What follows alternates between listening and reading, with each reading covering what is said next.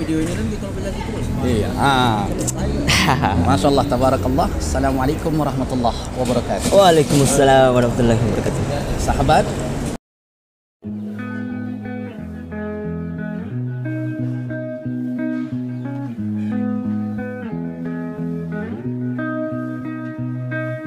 kita masih tetap dalam acara podcast bersama calon-calon pemimpin kita di masa yang akan datang.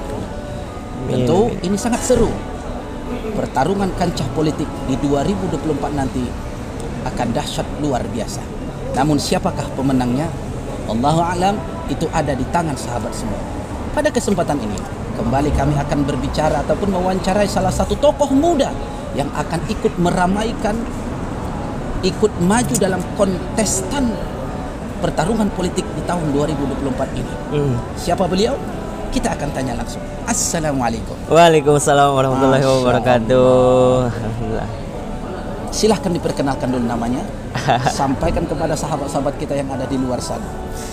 Bismillahirrahmanirrahim. Assalamualaikum warahmatullahi wabarakatuh. Salam. Alhamdulillahirabbil alamin. Bersyukur kita kepada Allah Subhanahu wa taala dengan ucapan alhamdulillah, dan juga bersalawat kita kepada baginda Rasulullah sallallahu alaihi wasallam dengan ucapan Allahumma shalli ala sayyidina Muhammad wa ala ali sayyidina Muhammad. Alhamdulillah, pada pagi hari ini kita bersama guru kita Ustadz Nuruddin Syah Lubis. Luar biasa semangatnya dan juga konten kreator ya. Luar biasa, subscribe terus channel YouTube-nya. Alhamdulillah, pada pagi hari ini kita lagi di Bandara Soekarno-Hatta. Jadi mohon izin kepada guru-guru semuanya, para alim ulama, mohon izin memperkenalkan diri, makanya ada bahasa bahwa saya tak kenal maka tak sayang.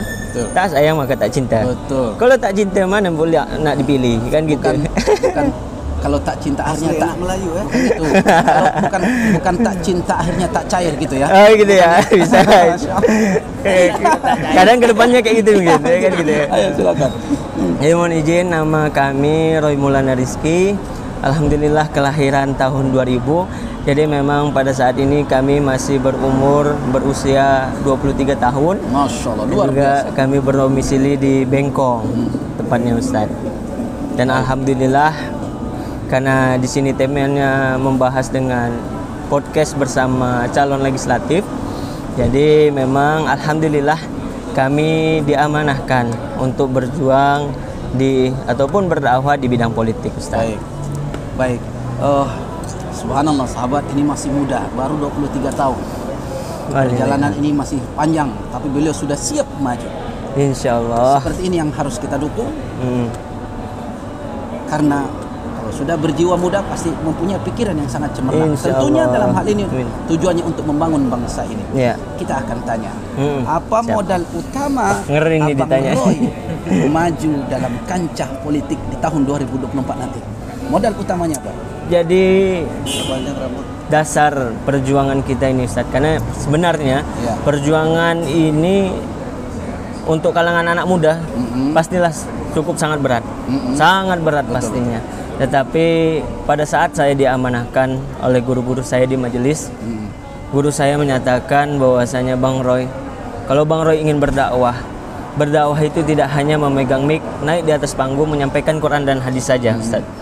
Nah, jadi berdakwah itu bisa di bidang ekonomi, bisa di bidang pendidikan, bisa di bidang sosial, dan juga tentunya bisa di bidang politik. Nah, mungkin inilah takdir Bang Roy untuk berdakwah di bidang politik. Karena apa Bang Roy? Pada saat itu guru saya menyatakan, Ustaz, bahwasanya kalaulah orang baik tidak mau peduli dengan politik, maka jangan salahkan bahwasanya politik kedepannya akan dikuasai oleh orang-orang jahat. Masya Allah, luar biasa. Kan seperti itu. Nah, itulah menjadi dasar bahwasanya perjuangan kita. Kenapa saya juga harus mengambil perjuangan dakwah ini, tentunya di bidang politik, Ustaz. Masya Allah, luar biasa. Itu modal kita sebenarnya. Iya, sahabat, ini sangat menarik nih. Dakwah melalui politik. Nah, ini luar biasa, sahabat. Tadi beliau menyampaikan dukungan ini utamanya datang juga dari para guru-guru beliau. Nah, kita akan tanya, apakah Bang Roy sendiri yakin selain dari dukungan, apakah yakin betul untuk maju ini? Siap.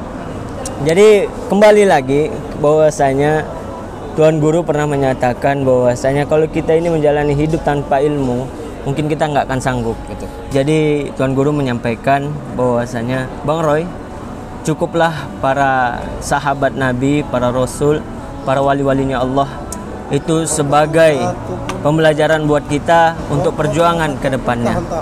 Karena apa? Di usia umur yang sangat muda ini Ustadz, dicontohkan kembali oleh Sultan Muhammad Al-Fatih. Yang mana kita ketahui Sultan Muhammad Al-Fatih berhasil meruntuhkan Konstantinopel itu di umur 22 tahun. Dan di belakangnya ada guru yang mendampingi beliau. Dan itulah modal keyakinan kita bahwasanya ketika guru-guru kami sudah ridho terhadap perjuangan yang mulia ini, dan juga didukung daripada ridho daripada orang tua saya, karena itulah dua senjata yang saya sangat harapkan, bahwasanya bantuan langit itu sangat ada. Walaupun kita ini sebagai macam mana calon orang baru yang baru terjun di dunia politik, tetapi dengan niat baik dan juga jiwa anak muda, yang mana Ustadz tahu bahwasanya jiwa anak muda tuh rasa ingin tahunya itu masih besar kan Ustadz. Nah jadi insya Allah dengan dibarengi seperti itu, kita yakin Allah akan membantu segala niat baik kita. Baik. Nah sekarang yang paling utama, tentu semua para caleg, calon legislatif yang akan bertarung di kancah politik nanti mempunyai visi misinya.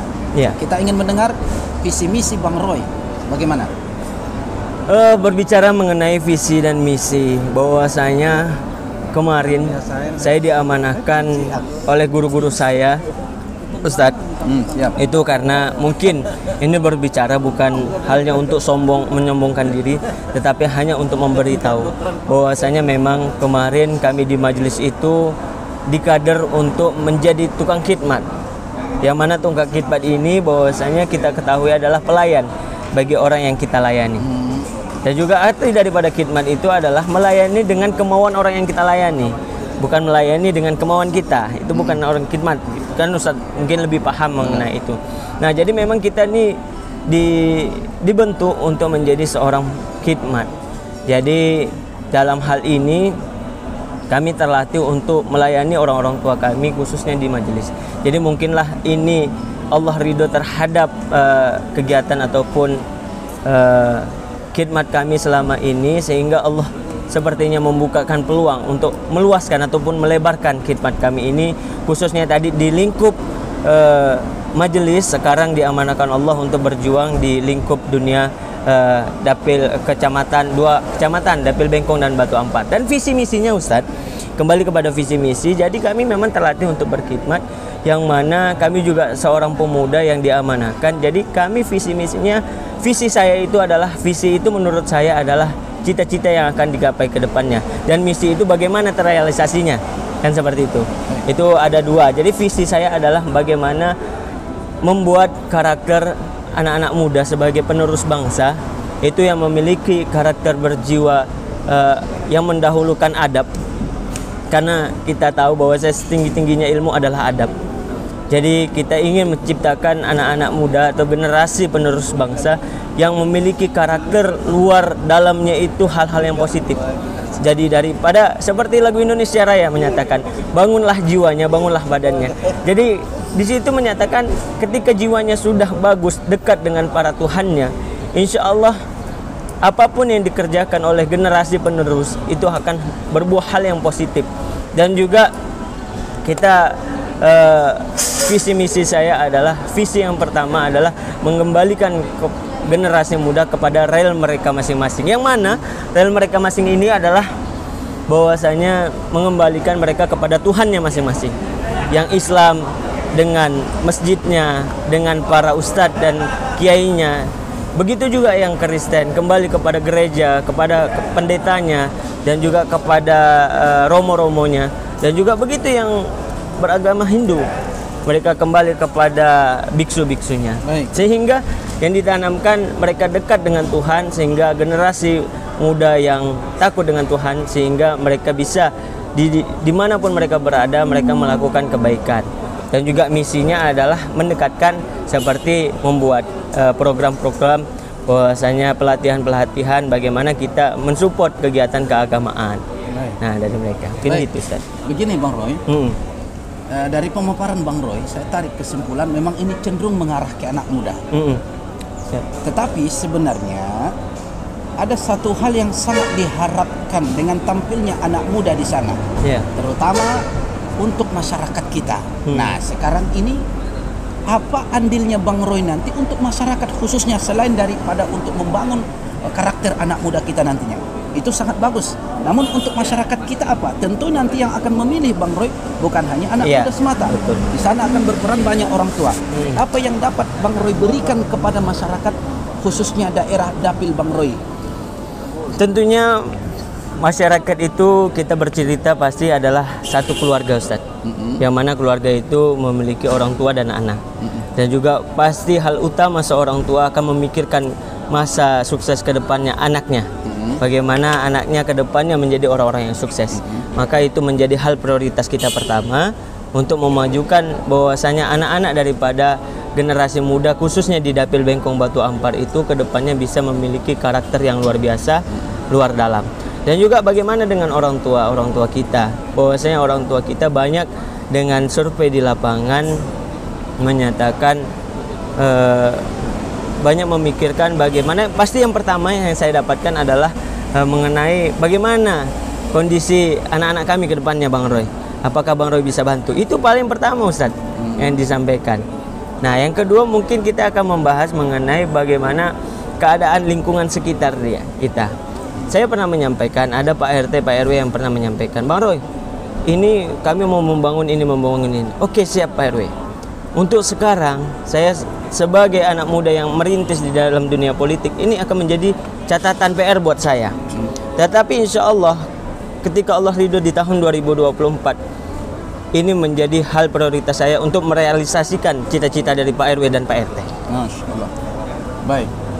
Nah, kalau seumpamanya sama pertanyaan saya kepada caleg-caleg yang pernah saya wawancarai, kalau sekiranya Allah izinkan nanti memang duduk, amin, terutama amin, di kalangan anak muda, apa yang paling pertama yang Bang Roy lakukan ketika Anda sudah selesai dilantik? Tentunya kita akan buat syukuran, berterima kasih kepada Allah Subhanahu wa taala atas hasil terbaik yang diberikan Allah kepada kita. Dan tentunya saya berniat bahwasanya saya juga memiliki nazar sebenarnya, Ustaz. Dan nazar itu untuk pembangunan masjid saya. Mungkin itu menjadi menjadi apa namanya? Menjadi hal dalam hati saya saja yang seperti itu. Yang pastinya ke depannya insya Allah kita akan membuktikan bahwasanya semoga Allah menjaga hati kita untuk selalu menjaga keistiqomahan. Karena kita terlahir dari tukang khidmat, tukang pelayan, karena kedepannya akan menjadi pelayan masyarakat. Karena sejatinya seorang pemimpin adalah pelayan bagi masyarakat. Itu dia yang paling penting. Poin terakhirnya itu yang paling penting. Nah, baik sahabat. Kita nggak terlalu berani banyak janji, Ustaz. Karena takut kita nggak bisa merealisasikan sehingga kita nantinya dituntut di neraka. Baik. Sehingga kita hanya ingin apa yang bisa kita bantu semampunya ke depannya, insya Allah kita akan bantu. Baik. Masya Allah, sahabat, tadi kita sudah dengarkan semuanya, mulai dari profil beliau, visi misi beliau.